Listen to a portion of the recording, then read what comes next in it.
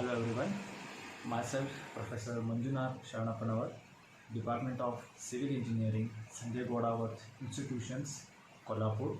Welcome you all for my fourth video lecture on cash flow diagram and the various parameters related to cash flow diagram concept.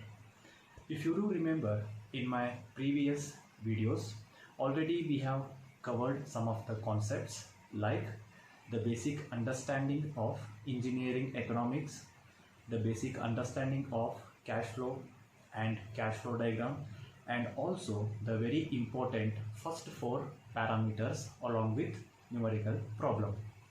But coming to this video lecture, the agenda is going to be the last two remaining parameters of cash flow and cash flow diagram concept.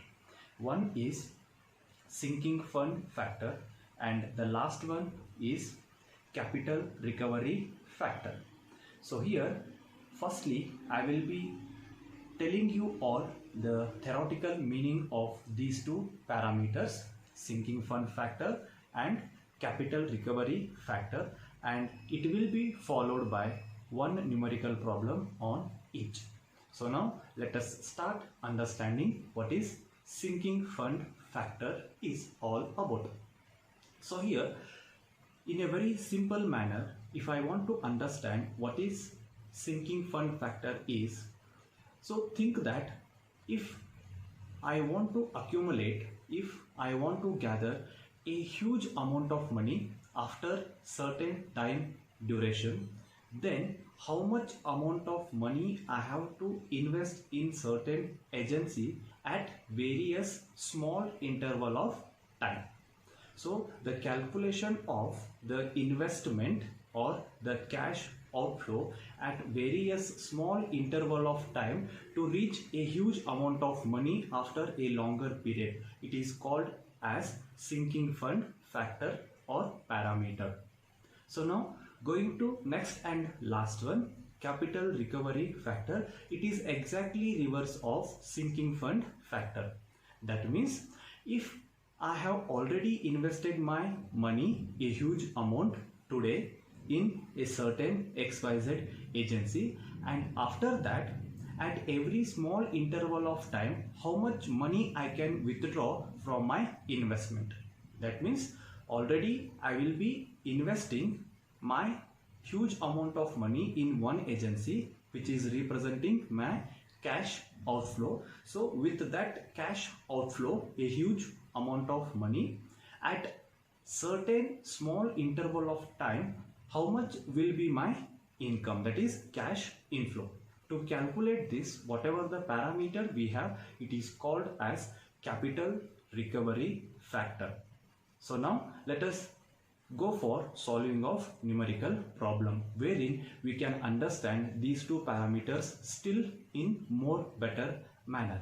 So firstly, let me solve one numerical problem on sinking fund factor or parameter.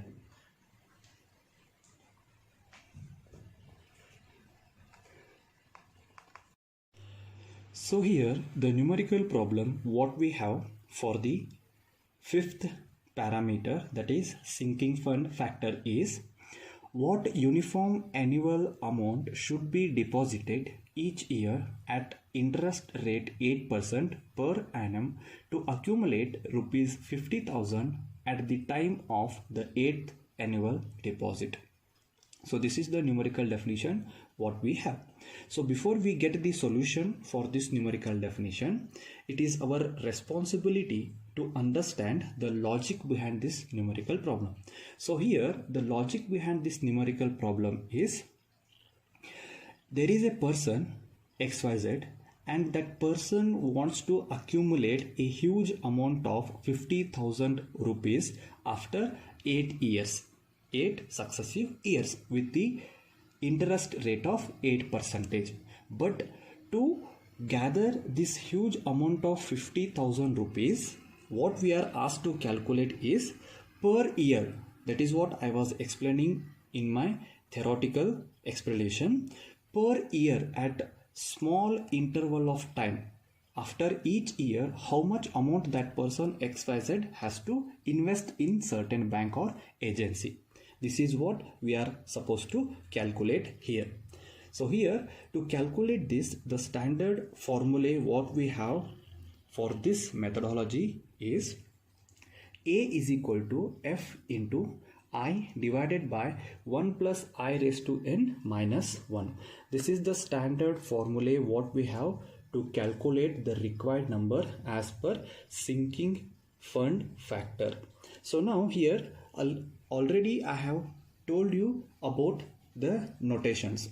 So here I is representing the rate of interest, F is representing my final worth of money or future worth of money, correct? So now here what we are supposed to calculate A means after each small interval of time what will be my cash outflow. That is what we are going to calculate here. So now with this, if I go for substitution, F as 50,000 rupees and I as 8%, the final answer what I get is A is equal to rupees 4,700 rupees. So here after calculating this, we should understand the practical meaning. So here what is the practical meaning of this number 4,700 is, if I want to accumulate this huge amount of 50,000 rupees per year, I have to invest 4,700 rupees. After completion of 1 year, 4,700 rupees. After second year, 4,700 rupees. After third year, 4,700 rupees. Like this, if I go on investing 4,700 rupees for 8 continuous years, then at the end I am going to get my required amount, that is 50,000 rupees with the rate of interest 8%. So this is all about the sinking fund factor. So here the very important point what I would like to tell you is, if you look at this numerical problem, this numerical problem just resembles like one more method which already we have calculated and which we have gone through. It is called as single payment present worth factor. Here the only difference between the present factor and that factor is, there we have calculated the total investment at only one particular time point. That is, if I am investing a amount today, then directly I am going to get my amount back with interest after a longer period of time, wherein it is single payment present worth factor. The investment will be only at one particular time. So directly after that, after a longer interval of time, that may be 8 year, that may be 10 year, or that may be 15 year, then directly I will be getting my amount back with certain rate of interest. But here the beauty of this particular methodology is, here I am not going to invest my money only at one particular time. So here the investment will be at various stages. 1 year I am going to invest a small amount. After that second year again I am going to invest my small amount, and after that third year, fourth year. So like that my investment will be continuously for successive years with only small amount. After that, at one particular longer period of time, I will be getting my amount back with the rate of interest. So this is the very important point what we must understand here. So here I have made it very clear the methodology of sinking fund factor along with the difference between the sinking fund factor and single payment present worth factor. So with this, let us go for the last parameter, that is capital recovery factor. So here the numerical problem what we have for capital recovery factor is, what is the amount of 8 equal payments to repay a loan of rupees 50,000 at interest rate of 10% per year. The first payment is due 1 year after receiving the loan. So here, after having a numerical definition with us, our first and foremost thing is we need to understand the logic behind the numerical problem. So here the logic behind this numerical problem is, again let us assume that there is a person called as XYZ, and that person XYZ has taken a loan amount of 50,000 rupees from a certain agency. But the rate of interest here for that loan amount is 10%. So with this condition, what we are supposed to calculate is how much amount of money that XYZ person has to pay back to the agency per year. So this is the logic behind, or the understanding behind, this numerical problem. He has taken a loan amount of 50,000 rupees with the rate of interest 10%, and with this, how much amount of money that XYZ person has to pay back to the agency or bank per year, not only at one particular time, that may be after 8 years. I hope I made it very clear. Here we are going to calculate per year payback amount to the agency, not a single amount after 8 years. So with this, let us go for next one, that is the standard formula what we have for this methodology. It is as follows: A is equal to P into 1 into 1 plus I raised to n divided by 1 plus I raised to n minus 1. So this is the standard formula what we must use for this methodology. So again here the notations are very clear to us.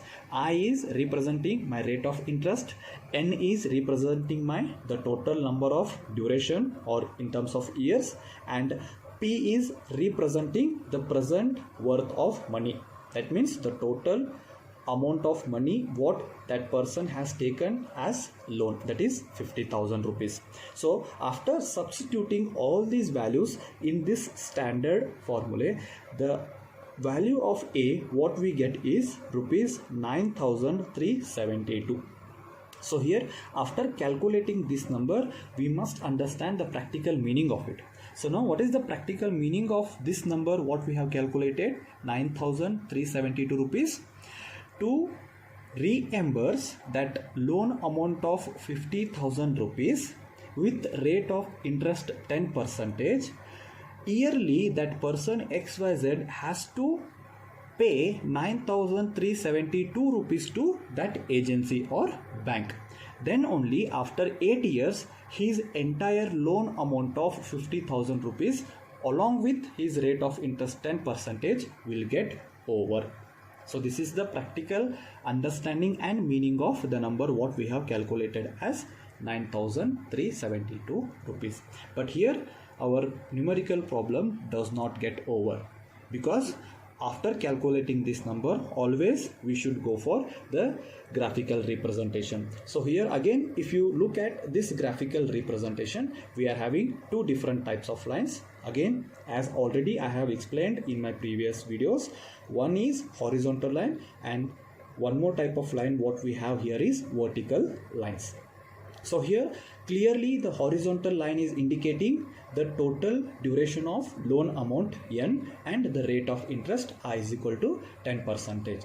And here when I come to the vertical lines, again there are two different types of vertical lines. One is upward vertical line and another type of vertical line is downward vertical lines. So again you all may be remembering that the upward vertical line will be representing my cash inflow and the downward vertical line will be representing my cash outflow. So here in this case I have represented the total loan amount as my cash inflow, and the reason behind that is whenever I talk about loan, that will be income for me.